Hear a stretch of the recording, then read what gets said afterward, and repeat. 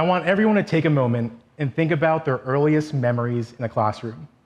Hear the chatter of the room, the squeaking of Velcro sneakers across the floor, book bags being put onto hooks in the cubbies. Feel that glossy number 2 pencil in your fingertips and that sturdy plastic chair supporting your body. Let your whole self be in this moment. Now, I want you to think how you'd answer the following question. What do you want to be when you grow up? For some of us, we want to be a bear, a princess, an ice cream truck driver, or in my case, the Red Power Ranger. Others of us were more realistic, a teacher, doctor, lawyer, firefighter. But if you asked me at 5 to be more realistic, I would still say the Red Power Ranger. Now, I have another question for you. Is that what you are now? Ultimately, I did not become the Red Power Ranger, but I have created an amazing career thus far in higher education, in roles spanning academic advising, career counseling, family engagement, new student orientation, undergraduate admissions, and currently fundraising and corporate engagement. When I think back to my time as Director of New Student Orientation at the University of Georgia, I would see nearly 20,000 incoming students and families each year, and oftentimes had conversations around major selection and career planning. Many of those conversations dealt with the following statistic. Nearly 80% of post-secondary degree-seeking students change their major at least once, according to a 2017 study done by NACADA, the Global Community for Academic Advising. Now, the US Department of Education's National Center for Education Statistics states that nearly 30% of post-secondary degree-seeking students change their major 2 or more times. These ideas around changing your majors not only apply to those in higher ed, but also those entering the workforce. The average American will have 3 to 7 careers in their lifetime. Now, these statistics around the normalcy of major change and career change may give solace to some and cause stress for others. But the reality is that the jobs current kindergartners will pursue into adulthood do not yet exist. In 2005, some of the fastest growing jobs included personal finance advisor, chiropractor, sales agent. But today, in 2025, some of the fastest growing jobs include artificial intelligence engineer, content creator, and sustainability specialist. And the reality is, as we go into adulthood, our professional aspirations and identities become a huge part of who we are. When you meet someone new, how do you introduce yourself? Hi, my name is Nick Laconico. I am from Macon, Georgia, and work in university corporate relations. Or, for those in college, hi, my name is Nick Laconico. I'm a first-year business major from Macon, Georgia. And so, here is my question.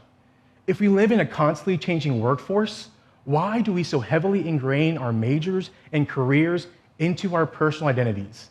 But instead, how do we derive value from our skills, interests, relationships, aspirations, and lived experiences? Society forces individuals, especially children, to pick careers through seemingly innocent questions like, what do you want to be when you grow up? And because of this, we are creating a sense of pressure to choose paths focused on what we want to be instead of who we want to be. We are creating a sense of commitment to professional identities driven by external pressures rather than internal passions. And we interpret change as failure rather than growth. Going back to my time as Director of New Student Orientation, I was serving students and families during a huge time of transition. These eager first-year students would try to pick their major and their life's career path all within the 2 days of orientation. I had to remind them, students and families, that college is a time to explore, learn about yourself, and grow. Whether that means sticking with your current path or finding a new one, what matters most is giving yourself the freedom to figure it out. Letting go of that pressure is the first step in figuring out who you want to be rather than what you want to be. Times of transition, while often very stressful, can be a great time for reflection. This can look like taking an audit of who you aspire to be by looking at those who inspire you, thinking about how you enjoy spending your time. Consider the skills you have and those you want to develop. Letting go of your childhood dream job and instead focusing on dream hobbies, dream experiences, and dream relationships, and exploring how you will define your personal identity separate from your professional identity. The goal is not to pick a final destination, but instead to explore how you will define your whole self rather than just your professional self. Now, while there is plenty of time in college to grow, learn, and explore, there comes a time when you have to pick your major and figure out your plans post-graduation. And to you, I say, this is my best piece of advice. Choose the path of least regret. This requires prioritizing oneself to ignore external pressures and prioritize yourself so you don't go sacrificing yourself to please others. I originally went to college to pursue medicine. It had been a plan for years and years, and everyone in my life knew it. But when I got to college, I fell in love with higher education, and my plans changed. While I was happy with this new path, I felt guilt, pressure, doubt. In the Filipino culture, there is a term, utang na loob, which when directly translated means a debt of one's inner self. It refers to a debt of gratitude and respect that can be impossible to repay. I felt this towards my parents as they immigrated to the US for better lives, and I thought, will pursuing a career in higher education make my parents' sacrifice worth it? Will people in my community make judgments of me and my family for this career change? Will I look back and have regret? People of all backgrounds can have these feelings when it comes to big life decisions. And so, it's important to surround yourself with a community who supports you, like my parents.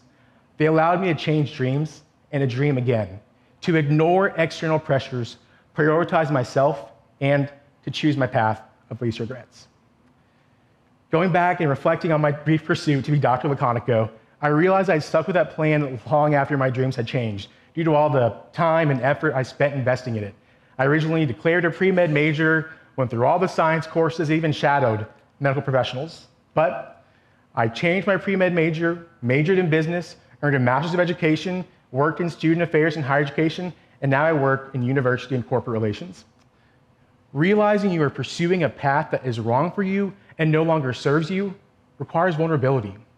Moving away from dream adherence and towards dream elasticity allows us the freedom to change our plans and goals.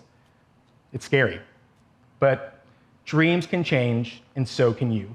No matter your age or stage of life, whether you're 5, 25, or 55, don't let dream adherence fool you into thinking change is a sign of failure. As the stats show, so many people change their majors and careers, but we don't talk about it. We don't embrace the uncertainty, and we don't normalize change. And ultimately, our paths are not meant to be linear. They likely have twists, forks in the road, and dimly lit areas where you cannot see your next steps. But change and failure are not synonymous. And embracing that reality is the key to embracing dream elasticity. And so, here is my challenge to you. The next time you make a tiny new friend, instead of asking them, what do you want to be when you grow up? Ask them, who do you want to be when you grow up? And if it's the Red Power Ranger, embrace it.